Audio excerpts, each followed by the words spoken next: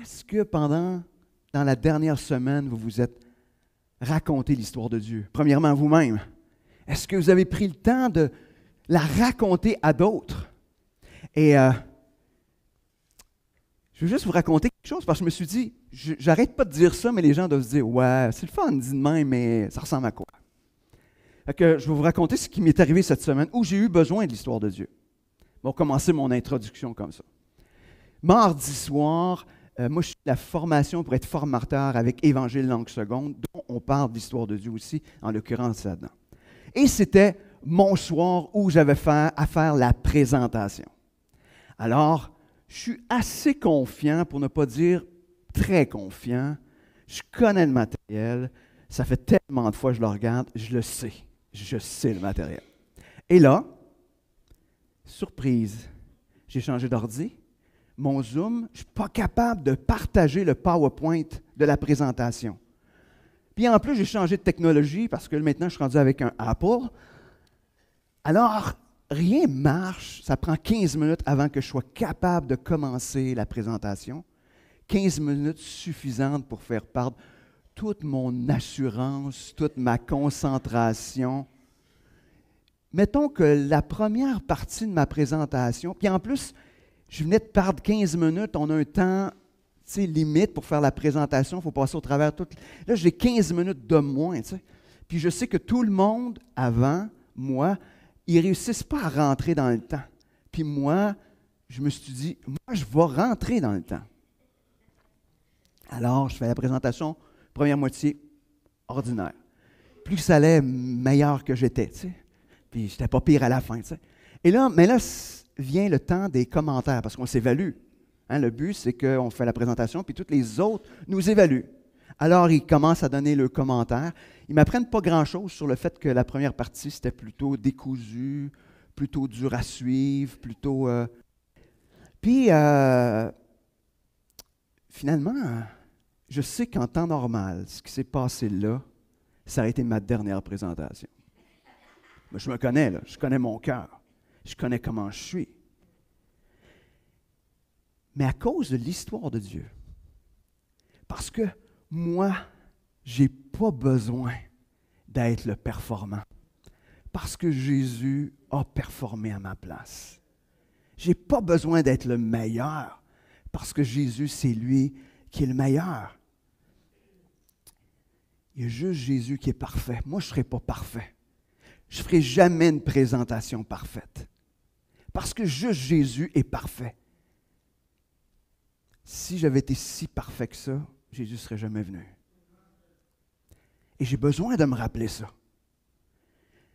Puis en même temps, les frères qui étaient là et qui m'évaluaient, il n'y a personne qui m'a rentré dedans pour me détruire.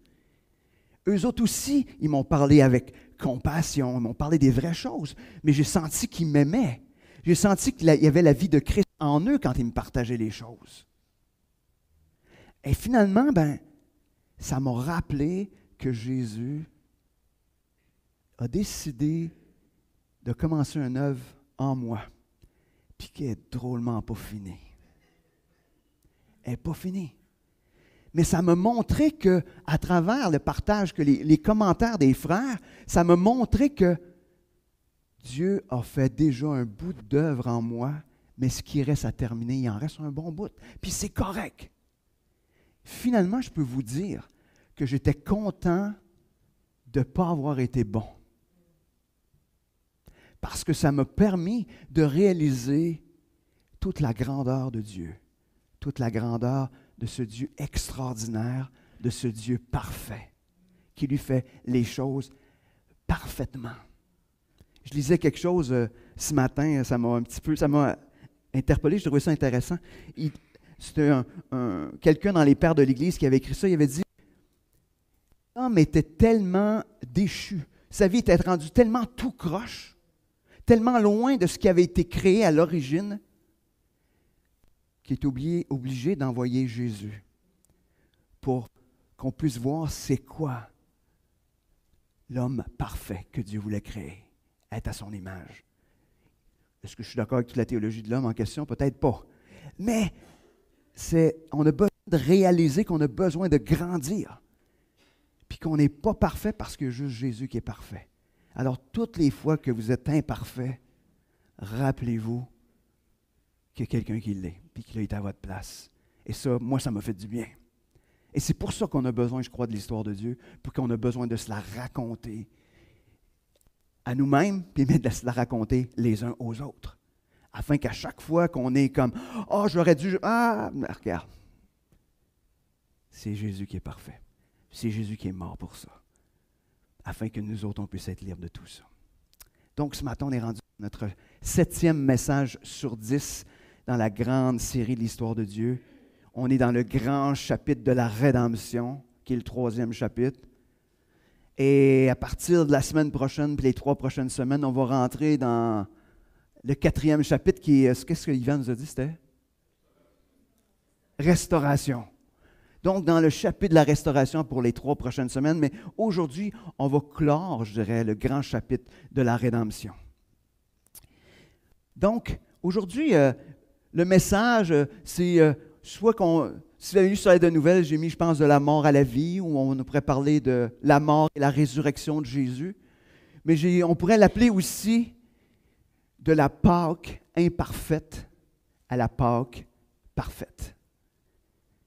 Et je trouve que ça vient vraiment nous connecter à cela. Donc, cette Pâque parfaite où c'est Jésus qui est le héros de l'histoire, mais qui est le héros de la rédemption. On sait que Jésus était à la fois, on l'a vu depuis le début, un Adam parfait. Il a été un Abraham parfait, il a été un David parfait en termes de ce qu'il était. Alors ce matin, on va présenter Jésus comme la Pâque parfaite. Et avant d'entrer dans les textes ce matin, on va se tourner vers ce Jésus qui est le héros de l'histoire. Merci Seigneur ce matin que, à cause de toi, ce matin, et pas juste ce matin, mais dans le quotidien de nos vies, on peut être en paix face à toutes les situations, sachant que toi, tu as toutes choses dans tes mains, mais non seulement que tu as toutes choses dans tes mains, mais tu es mort pour toutes choses. Et Seigneur, tu nous as donné des promesses comme quoi tu nous transformerais. Et Seigneur, on veut juste venir devant toi ce matin en toute humilité, se rappelant que sans toi, notre vie n'a aucun sens, que sans toi, nos vies sont inutiles. Alors Seigneur, merci. Merci de nous inclure dans ton histoire et merci de nous permettre de réaliser la grandeur de ton œuvre au quotidien. Amen. Ce matin, on va se promener dans beaucoup de textes, mais on va parler, oui, de la mort de Jésus, de ce qui se passait juste avant la mort de Jésus, puis aussi de sa résurrection. Puis on va ressortir des éléments dans l'histoire de Dieu là-dessus. Donc, premièrement, on va tourner dans Luc 22, versets 1 et 2. Ça nous met un petit peu dans l'ambiance ou dans le moment, parce que pourquoi que je dis aussi que on passe de la Pâque imparfaite à la Pâque parfaite. Donc, ça nous dit qu'on était à quelques jours de la fête des pains sans levain, appelée Pâques. Les chefs des prêtres et les spécialistes de la loi cherchaient un moyen de supprimer Jésus, mais ils avaient peur de la réaction du peuple.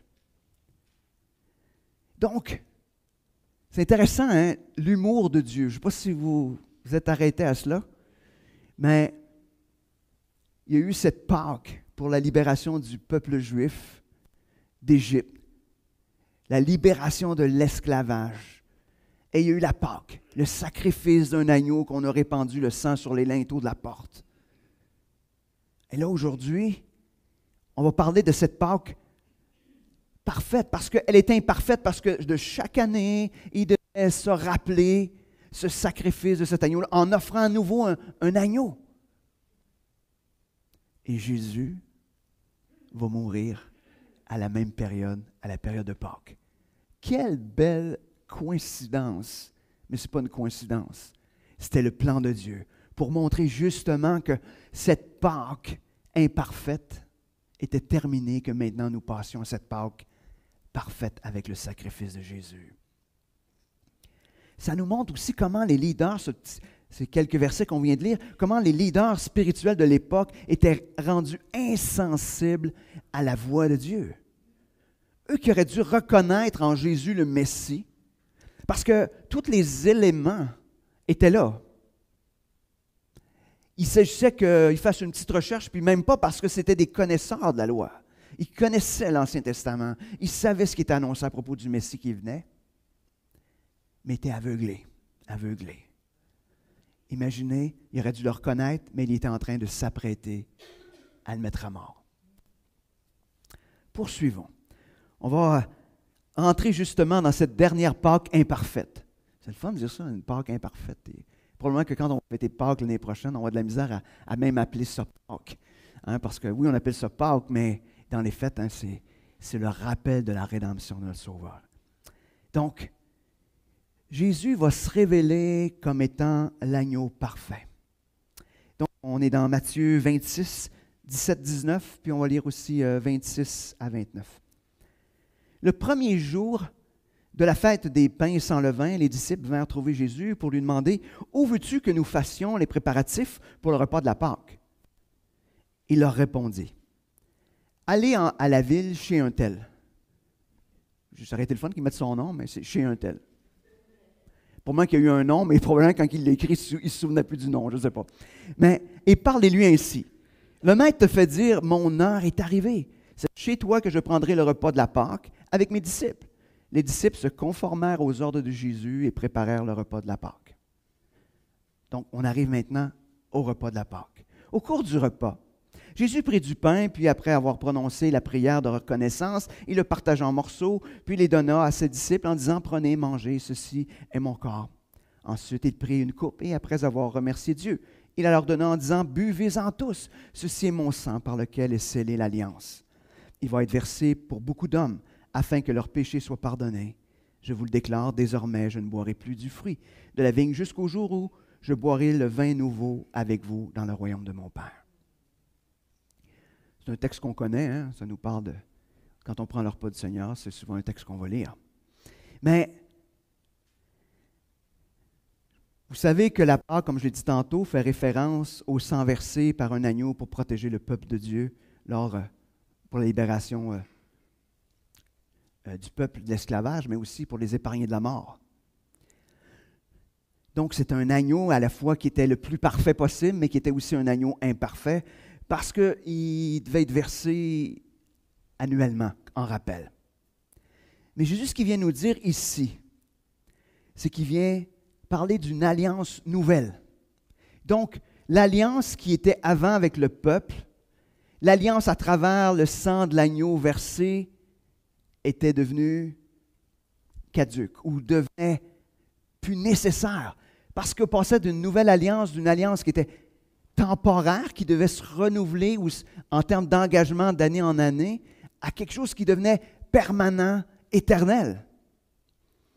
Donc, l'agneau parfait qui était lui, qui devait être offert, emmenait un pardon final, complet pour les péchés. Il n'y a rien qui n'a pas été inclus dans le sacrifice de Jésus. Fait qu'à chaque fois que vous péchez encore aujourd'hui, puis vous vous mettez à douter, vous avez un bien petit Dieu. Je m'excuse de vous le dire comme ça. Je pourrais me le dire à moi-même. Mais à chaque fois que je doute, non, c'est inclus. C'est inclus. Complet, total, final. Contrairement à l'ancienne alliance où il devait répéter cet engagement-là, nous, quand on prend le repas du Seigneur, on pourrait dire on est en train de répéter. Non, nous, on le fait comme un souvenir, en souvenir de quelque chose.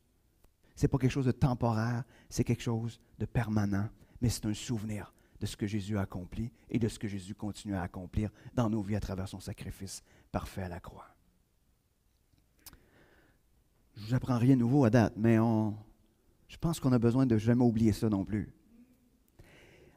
On va continuer dans ce que j'appelle un peu une soumission de cet agneau, qui est une soumission, on pourrait dire ultime, mais encore parfaitement, on va voir que l'ultime soumission va encore plus loin que ça, mais on va être dans Matthieu 26, versets 36 à 46.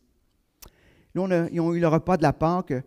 Je ne raconte pas toute l'histoire, vous le lirez, de toute façon, vous l'avez probablement déjà lu dans les évangiles, mais là, on se retrouve dans le jardin de Gethsémane. Là-dessus, Jésus arriva avec eux, dans un lieu appelé Gethsémane, et dit à ses disciples, « Asseyez-vous ici pendant que je vais prier là-bas. » Donc, tous ses disciples sont avec lui, probablement plus que les 12. Tous les disciples sont là avec lui. Il dit, « Restez assis ici. » Puis il prend avec lui Pierre et les deux fils de Zébédée. Il commença à être envahi d'une profonde tristesse et l'angoisse le saisit. Alors il leur dit, « Je suis accablé de tristesse à en mourir. Restez ici et veillez avec moi. » Puis, il fit quelques pas, se laissa tomber la face contre terre et priant ainsi. « Ô Père, si tu le veux, écarte de moi cette coupe. Toutefois que les choses se passent non pas comme moi je le veux, mais comme toi tu le veux. » Ensuite, il revint auprès des disciples et les trouva endormis et dit à Pierre, « Ainsi vous n'avez pas été capable de veiller une seule heure avec moi. Veillez, priez pour ne pas céder à la tentation. L'esprit de l'homme est plein de bonne volonté, mais la nature humaine est bien faible. » Puis il s'éloigna une deuxième fois et se remit à prier en disant, « Ô mon Père, s'il n'est pas possible que cette coupe me soit épargnée, s'il faut que je la boive, alors que ta volonté soit faite. » Il revint encore envers ses disciples et les trouva de nouveau endormis, car ils avaient tellement sommeil qu'ils n'arrivaient pas à garder les yeux ouverts. Il les laissa donc et s'éloigna de nouveau pour la troisième fois. Il pria en répétant les mêmes paroles. Lorsqu'il revint auprès de ses disciples, il leur dit, « Vous dormez encore et vous vous reposez. L'heure est venue où le Fils de l'homme va être livré entre les mains des pécheurs. Levez-vous et allons-y. Celui qui me trahit est là. » Jésus, lui qui est sans péché. On voit tout ce tourment intérieur face au sacrifice qui s'apprête, le sacrifice de sa vie sur la croix. On voit qu'il est troublé. Il sait qu'il devra boire la coupe contenant tous les péchés. Une méchante coupe, là. C'est juste le contenu de la coupe de ce que j'ai mis dedans, c'est déjà énorme. Mais c'est la coupe, toutes nous autres ici, mais tous ceux depuis le passé, puis ceux à venir. C'est ce qui est dans la coupe de Jésus. C'est cette coupe-là qu'il ne veut pas boire. Pourquoi? Parce qu'il va être exposé au plus grand mal. Il va boire le mal, lui qui est pur, lui qui est sans tache, lui qui est sans péché. Imaginez. Tout ça afin que nous, ses ennemis, soyons réconciliés. J'aime ça de dire le mot ennemi, savez-vous pourquoi? Parce qu'on ne le croit pas. On ne croit pas qu'on était ses ennemis. On ne le croit pas. Oui, ceux qui l'ont crucifié. Mais nous autres, on n'est quand même pas si pire. Puis plus qu'on est chrétien depuis longtemps, on se trouve des fois de plus en plus pas si pire. Mais, boys, ça ne prend pas grand-chose des fois dans nos vies. Hein? Oh, qu'on réalise comment qu'on est pourri à l'os des fois encore, malgré tout. On était des ennemis de Dieu. Nous ne sommes plus ses ennemis. Nous sommes ses amis. Il nous appelle ses amis. Mais nous ne sommes plus ses ennemis, mais nous étions ses ennemis. Je suis bouleversé à chaque fois que je m'arrête à cela. Pour méditer sur cette réalité du fait que Jésus allait boire cette coupe-là. Mais imaginez ce qui est encore plus troublant. Il demande à ses disciples de veiller avec lui. Et eux choisissent le confort du sommeil. On se repose. Jésus dit, « Hey! » Tu sais, on peut dire, « Ah oui, c'est parce qu'il était tellement attristé, tellement ému qu'ils se sont endormis. » Wow! Jésus te demande de passer 1 heure avec lui. Puis il n'a pas parlé d'heures, mais boys, combien de temps? Hein? Ça veut dire, 2 heures, 3 heures, 10 heures, 4 jours collés, good, j'y vais. On aurait pu s'attendre à ça. Hey, ça fait 3 ans et demi qu'il passe avec Jésus. Jésus dit, « Hey, je suis troublé, veillez avec moi. » Veillez avec moi. Et non. Ils ont choisi le confort. Au lieu d'être avec Jésus, puis de l'entourer. Est-ce que nous, aujourd'hui, on choisit notre confort? Tu le dis. Ben, tout le monde aurait pu le dire. Est-ce qu'on choisit notre confort au lieu d'être passé du temps avec Jésus? Tu sais, on a commencé à vous parler, tu sais, on veut un 40 jours de jeûne et prière en janvier. Puis je suis sûr qu'il y en a plein dedans de vous autres, ça vous dit, oh, au minimum, on va être au minimum. Le dimanche matin, puis on va être au minimum là. Mais si on décidait pendant ces 40 jours-là, pour une fois peut-être dans nos vies, de laisser de côté notre confort pour être avec Jésus. Je voulais juste vous lancer ça.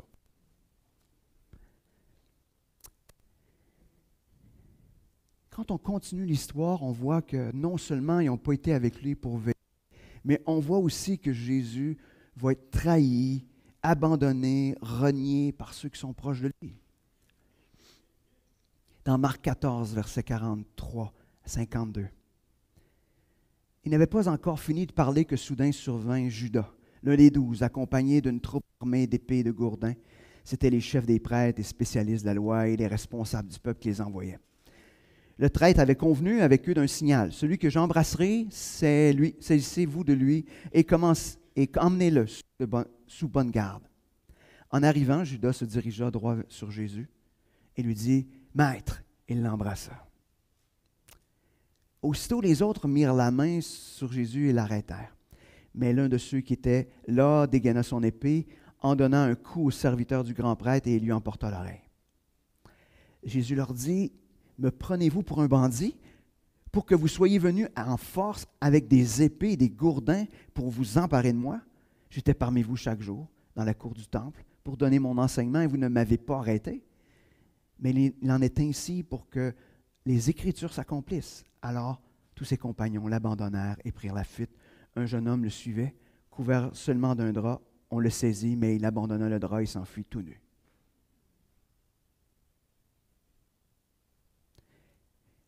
Imaginez. Tantôt, je vais pouvoir... je vais lire tout de suite. On va vers un texte un peu plus loin. On va dans Marc, aussi encore 14, mais 66 à 72. Après ça, je vais vous donner un petit peu des détails là-dessus. Là, ça nous parle de Pierre.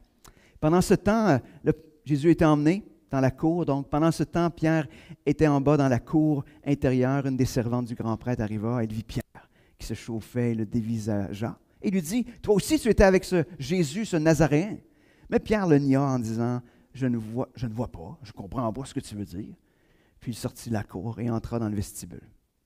Alors un coq chanta. Mais la servante le vit et recommença à dire à ceux qui se trouvaient là, il faisait aussi partie de ces gens-là. Il le nia de nouveau. Peu après, ceux qui se trouvaient là redirent à Pierre, « C'est sûr, tu fais partie de ces gens. D'ailleurs, tu es Galiléen. » Alors il déclara, « Je le jure que Dieu me condamne, ce n'est pas vrai. Je ne connais pas l'homme dont vous parlez. » Aussitôt, pour la seconde fois, le coq chanta. Alors Pierre se souvint de ce que Jésus lui avait dit avant que le coq ne chante. 2 fois, tu m'auras renié 3 fois. Et il fondit en larmes. Wow! Imaginez, Jésus enseigne pendant plus de 3 ans cette gang de gars-là. Là. Judas arrive, puis il trahit pour 30 pièces d'argent. Après ça, ils viennent. Le plus brave, on pense que c'est Pierre, tu sais, qui voulait couper la tête du serviteur, mais finalement, tellement habile qu'il arrache juste l'oreille. Mais on voit que qu'est-ce qui s'est passé? Ils sont juste tous sauvés. Quand tu es prêt à laisser puis t'en aller tout nu, c'est parce que tu dis que c'est mieux de se promener tout nu que d'être ramassé par des gens. Tu es donc pris de panique. Tu es pris de panique. Ils sont sauvés. Personne ne reste là. Personne ne reste là. Et plus tard, Jésus, qui est là arrêté, Pierre, qui est dans la cour, qui nie, qui jure. Imaginez si Dieu l'avait pris au mot. Hein? Que Dieu me condamne si ce n'est pas vrai. Pour une fois, il devait être content que Dieu n'écoute pas. Hein?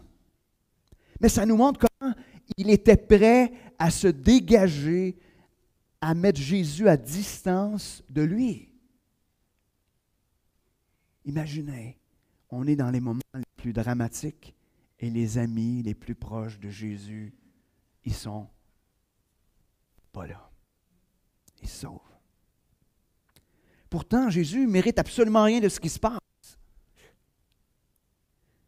Il aurait mérité que tout le monde le défende. N'est-ce pas? Non. Parce que ce n'était pas ça le plan de Dieu, de toute façon. Donc, Jésus a abandonné, trahi, renié, afin que nous puissions avoir aujourd'hui la certitude de ne jamais être seuls, d'être toujours défendus, nous, par le meilleur des avocats. Lui était abandonné, trahi, mais Jésus lui dit, moi je ne t'abandonnerai jamais, moi je ne te trahirai jamais, moi je ne te rejetterai jamais, moi je ne fuirai jamais dans les moments les plus pires de ta vie, moi je vais être là.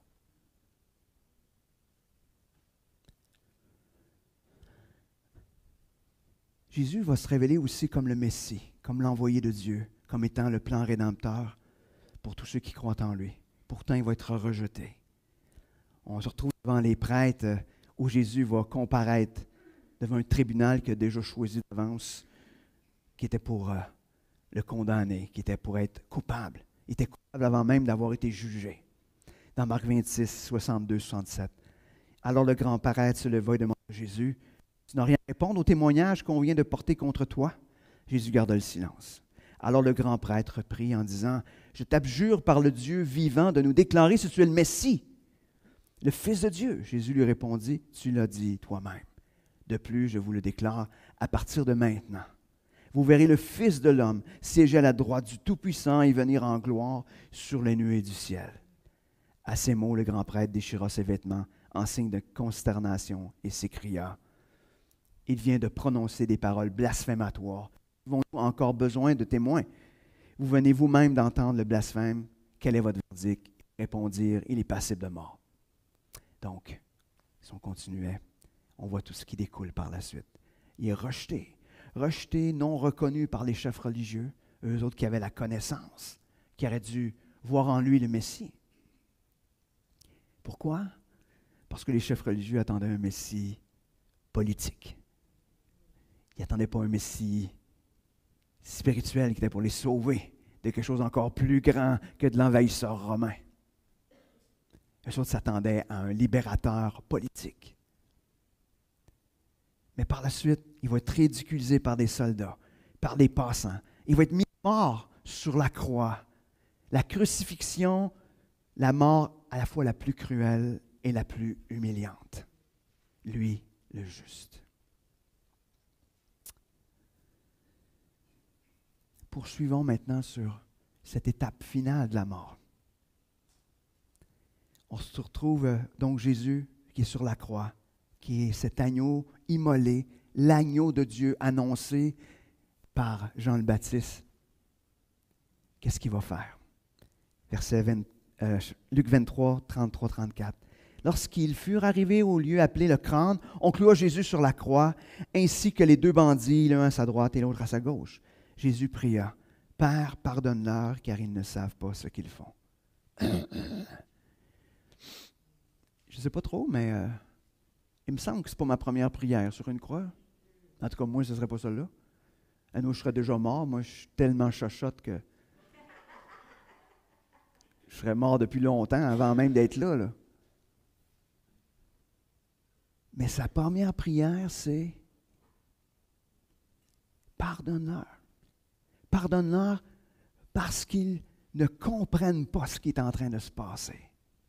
Parce qu'ils agissent par ignorance. » Imaginez si Jésus est sur la croix, qui est en train de prier pour ceux qui sont en train de le crucifier.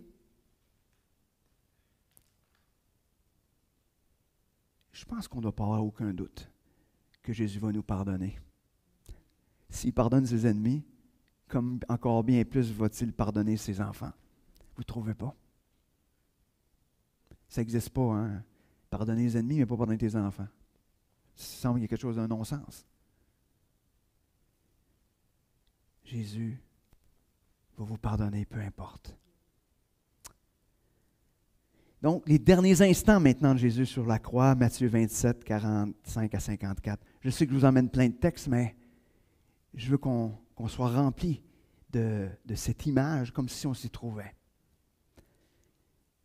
À partir de midi jusqu'à 3 heures de l'après-midi, le pays entier fut plongé dans l'obscurité.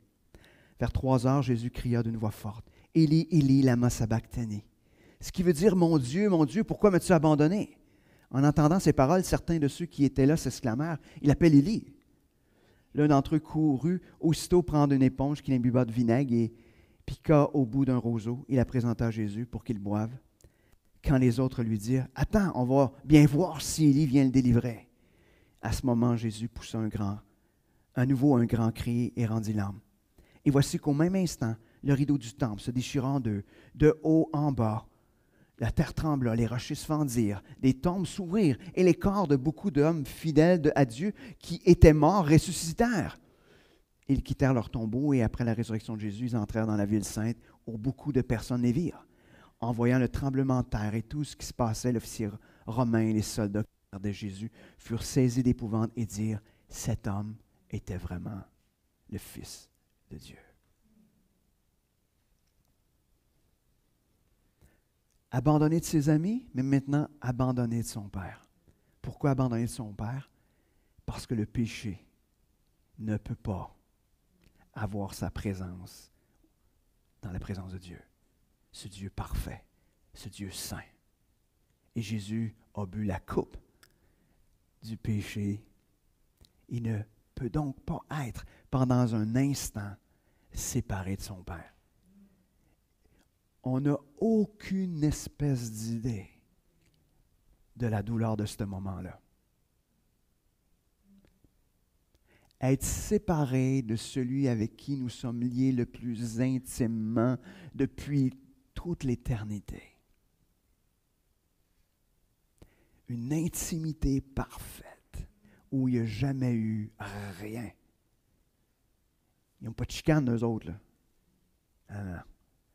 Une intimité parfaite pendant toute l'éternité, puis pendant un court laps de temps, il y a cette déchirure-là. On n'a aucune idée. On peut juste s'imaginer un peu être séparé de quelqu'un qu'on aime, et ça c'est infime comparé à ce que Jésus a vécu. Le voile se déchire de haut en bas. Pourquoi pas de bas en haut? Tout simplement parce qu'on aurait pu dire, ben, c'est quelqu'un qui l'a déchiré. Mais si c'est de haut en bas, ça veut dire que c'est l'action de Dieu. Et pourquoi ce voile se déchire? C'est tout simplement pour laisser place à la nouvelle alliance. Maintenant, nous avons accès au lieu très saint, à la présence de Dieu, ce qui n'était pas possible avant. C'était juste quelques personnes, puis une fois par année. C'était très, très fermé. Non, maintenant, nous avons cet libre accès à travers Jésus. Ça a l'air anodin, hein, mais les morts qui ressuscitent, les pierres qui se fendent, je ne sais pas, là, mais il y en a qui devaient dire, t'es pas mort, lui? Il arrive dans la ville, là. Puis on ne parle pas d'une personne, on parle de... Mais c'est intéressant. Qui sont ressuscités? Ceux qui étaient fidèles à Dieu. Ceux qui avaient été fidèles. Donc, c'est un avant-goût, avant même sa propre résurrection, un avant-goût de la victoire de Dieu ou de Jésus sur la mort. C'est un avant-goût. Une réalité qui nous donne cette assurance-là pour ceux qui sont des fidèles à Dieu. Je ne sais pas, là, mais tu sais, imaginez, là, c'est tellement gros, là, qu'il n'est pas encore ressuscité, puis les soldats qui sont là, puis l'officier qui sont là, ils disent, c'était le Fils de Dieu. Ils sont convaincus, hors de tout doute, qu'il est le Fils de Dieu. Et dans un autre évangile, dans l'évangile de Jean, chapitre 19, verset 30, on peut lire, « Quand il eut goûté le vinaigre, Jésus dit, tout est accompli. Il pencha la tête et rendit l'esprit. » À la croix, Jésus a tout accompli. Il n'y a rien d'autre à faire de plus. Vous ne pouvez pas rien faire de plus, là. Jésus a tout accompli. Il a accompli, oui, le pardon parfait pour les péchés. Il a accompli tout ce qui est nécessaire pour la réconciliation. On ne peut pas rien faire de plus. Il a accompli tout ce qui était annoncé à son sujet. Rien n'a été laissé au hasard. Hein, vous irez lire dans le psaume 22, Isaïe 53, on a vraiment des éléments qui sont prophétiques concernant justement ces moments-là de la mort de Jésus. Et vous allez voir, tout était accompli parfaitement. Il y a aussi l'accomplissement de la promesse qui avait été faite à Abraham. Hein, toutes les nations de la terre vont être bénies à travers ta descendance. Et c'est exactement ce qui est en train de se passer. Mais là, on va tomber au plus beau moment de l'histoire. Moi, je trouve en tout cas. Le fait que Jésus est vivant. Luc 24, versets 1 à 12. Le dimanche matin, de très bonne heure, les femmes se rendirent au tombeau en portant les huiles aromatiques qu'elles avaient préparées. Elles découvrirent que la pierre fermant l'entrée du sépulcre avait été roulée à quelque distance de l'ouverture. Elles pénétrèrent à l'intérieur, mais ne trouvèrent pas le corps du Seigneur Jésus. Pendant qu'elles étaient encore à se demander ce que cela signifiait, deux personnages vêtus d'habits étincelants se tinrent tout à coup devant elles. Elles étaient toutes effrayées et baissaient les yeux vers le sol. Il leur dit alors, « Pourquoi cherchez-vous parmi les morts celui qui est vivant? Il n'est pas ici, il n'est plus ici, mais il est ressuscité. Rappelez-vous ce qu'il vous disait quand il était encore en Galilée. Il faut que le Fils de l'homme soit livré entre les mains des pécheurs, qu'il soit crucifié, qu'il ressuscite le troisième jour. » Elles se souvinrent alors des paroles de Jésus. Elles revinrent du tombeau et allèrent tout raconter aux 11, ainsi qu'à tous les autres disciples. C'était Marie de Magdala, Jeanne, Marie, la mère de Jacques, quelques autres femmes qui étaient avec elle, portèrent aussi la nouvelle aux apôtres. Mais ceux-ci trouvèrent leurs propos absurdes, n'y ajoutèrent pas foi. Pierre, cependant, partit et courut au tombeau. En se penchant, il ne vit que les linges funéraires. Il s'en retourna très étonné de ce qui s'était passé. Wow! Et Jésus est apparu à ses disciples pendant 40 jours, sur une période de 40 jours. On dit même qu'il est apparu à plus de 500 témoins. Il est donc vraiment ressuscité. Qu'est-ce que ça vient dire? Est-ce que avait-il besoin de ressusciter? Pensez-vous qu'il avait besoin? Bien, en même temps, hein, on voit que Pierre avait drôlement besoin que Jésus ressuscite. Hein? Il doute, là, tu sais, c'est comme on a un problème, hein? Mais on n'aurait pas été mieux. Parce que en ressuscitant, il vient mettre le sceau sur dire, ce que j'ai fait, ce que j'ai accompli, c'est vrai. Puis non seulement c'est vrai, mais regardez comment j'ai du pouvoir, parce qu'on dit que la mort, c'est la dernière chose qui va être vaincue, hein, parce que personne ne peut avoir du pouvoir sur la mort, mais quand tu as du pouvoir sur ta propre mort, imaginez. Donc Jésus est venu mettre le sceau, disant, c'est accompli, c'est parfait. Maintenant, vous pouvez croire. Imaginez, sa résurrection fait qu'aujourd'hui, 2000 ans plus tard, on est encore en train de se réjouir de cette histoire-là. On est encore en train de se dire, « Wow! Ça vient changer notre vie. » On est encore en train de se raconter comment le fait que ressuscité, ça change tout dans notre quotidien en 2022. On a vu plein de choses dans les 3 derniers messages, mais on a vu que Jésus était le Seigneur. Et Seigneur à la fois de la création, on a vu qu'il était Seigneur sur tous les aspects de la création, qui est Seigneur aussi sur toute l'humanité, parce qu'il était le seul homme parfait. On a vu qu'il était le Seigneur aussi de justice, parce que lui a obéi parfaitement à ce que son Père demandait. Il peut donc maintenant régner comme un juste juge. Il est aussi Seigneur du salut, parce qu'il est à la fois l'offrande, mais aussi à la fois celui qui offre cette offrande-là, un sacrifice parfait, qui est l'agneau de Dieu qui répond aux exigences parfaites du Père. Il est, comme le dit lui-même, « Je suis le chemin ». Il est aussi au-dessus du péché et de la mort parce qu'il a vaincu. Il a vaincu le péché et la mort en mourant à la croix et en ressuscitant. Ce qui vient nous confirmer que le pardon de nos péchés, c'est réel pour ceux qui viennent à lui. Si Jésus est réellement le Seigneur de toutes ces choses-là, ne devrait-il pas être le Seigneur de tous les aspects de ta vie? Je ne sais pas si vous savez ce que ça implique, là. Facile, on peut dire Amen. Ouais. Mais ça veut dire que He is the boss. C'est lui qui décide. S'il est le Seigneur, mais il le fait par amour. Il va le faire en vous aimant. Mais c'est lui qui décide. C'est plus moi qui décide. C'est plus vous autres qui décidez, mais c'est lui qui décide dans tous les aspects de votre vie. Et je ne peux pas faire autrement que vous dire, si Jésus est Seigneur, ne devrait-il pas être celui qui est plus que suffisant? Prions. Seigneur, merci. Merci ce matin de nous rappeler que tu es mort pour nos péchés, pour nous réconcilier. Et non seulement tu es mort, mais tu es ressuscité. Seigneur, toi qui méritais absolument rien, Seigneur, tu es mort afin que nous puissions avoir cette vie qui était la tienne. Seigneur, merci. Merci pour ce que tu as fait. Merci pour ce que tu continues à faire.